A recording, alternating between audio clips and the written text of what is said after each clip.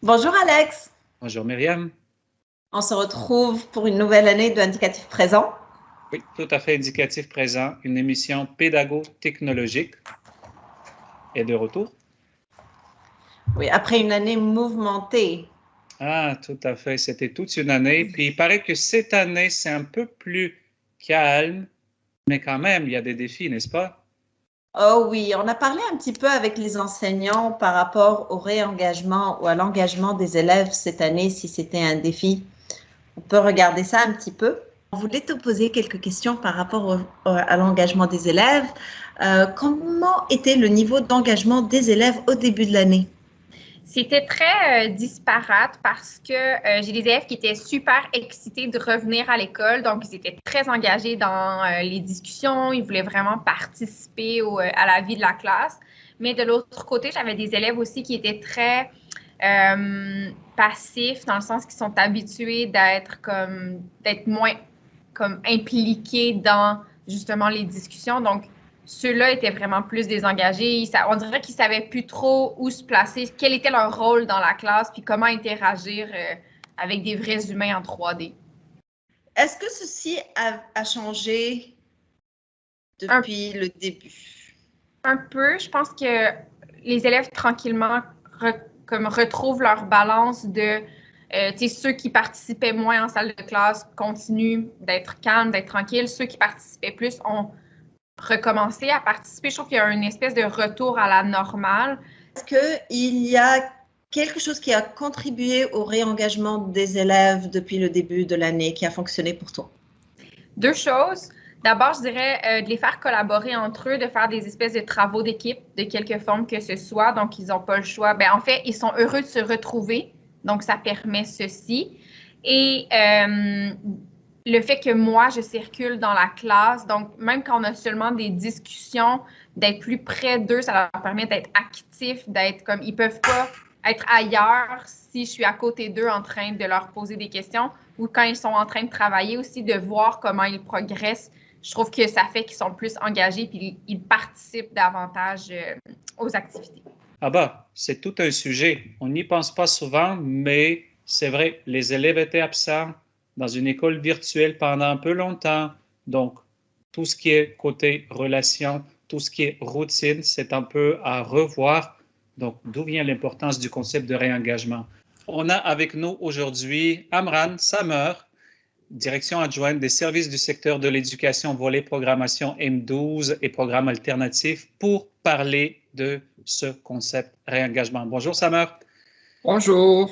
Samer, sans tarder, nous, puis j'imagine nos spectateurs aussi, nous avons une petite question. Qu'est-ce que ça veut dire ce concept de réengagement et pourquoi ce concept a pris autant d'importance, surtout cette année? En fait, avant de parler de réengagement, parlons d'engagement parce que pour notre conseil, l'engagement est toujours une des raisons actives que nous avons entrepris. Donc, pour nous, c'est quelque chose de très important. C'est un objectif, l'engagement est un objectif pour que l'élève puisse avoir envie de travailler, de performer. Donc ça a toujours été notre souci.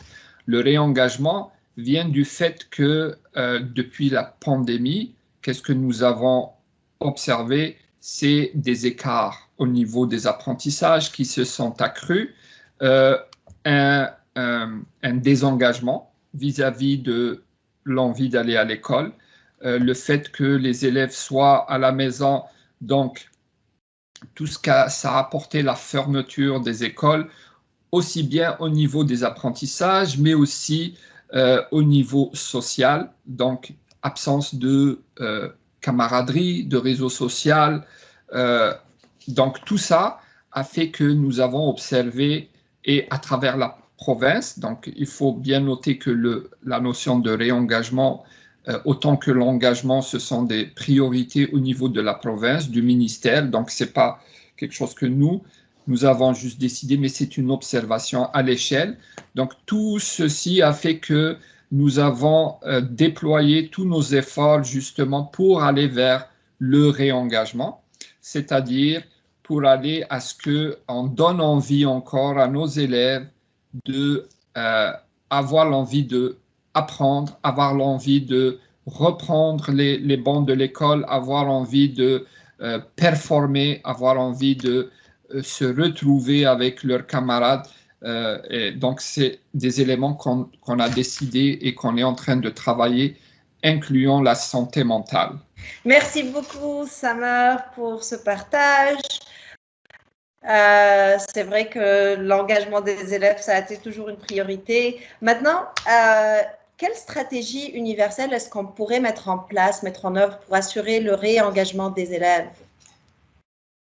Oui, très bonne question. Donc, ce que nous avons travaillé, c'est vraiment en début d'année, nous avons misé sur le réengagement à travers plusieurs éléments.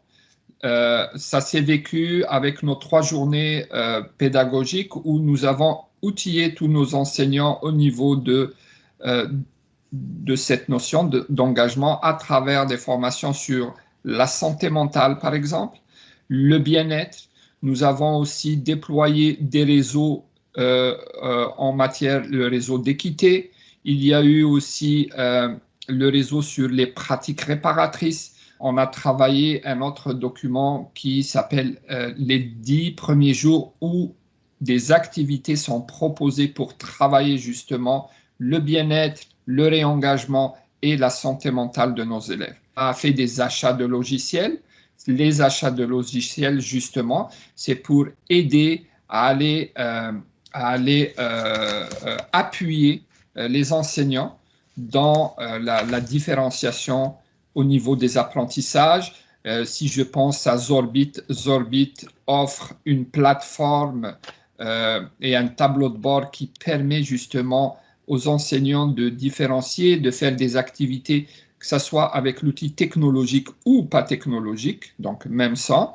On a aussi proposé des tâches de bon départ à travers Zorbit et tout ceci pour aider justement aux élèves qui sont peut-être désengagés parce qu'il y a un côté engageant à travers ces achats de logiciels. Nous avons fait, comme j'ai dit, des formations au niveau conseil, formation sur le réseau d'équité, formation sur le bien-être.